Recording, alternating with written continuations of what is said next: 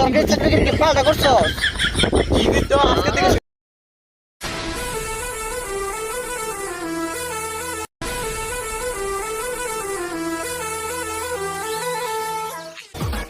রে গরিবের কাছে স্টেটে আনতাইলে হইতি কে আসই তো আই দেখ যাই তো আই দেখ যাই বেড়া তো গরিব কারে কস? জানোস আমার কত টাকা হইছে? জানোস তুই? রে তুই না আমার বাসায় কাজ করতি গরিব মোবাইল দেখছো দেশ জীবন তো বেটা এই সাগা সম্পদ যা দেখছো সব আমার বেটা দেখলে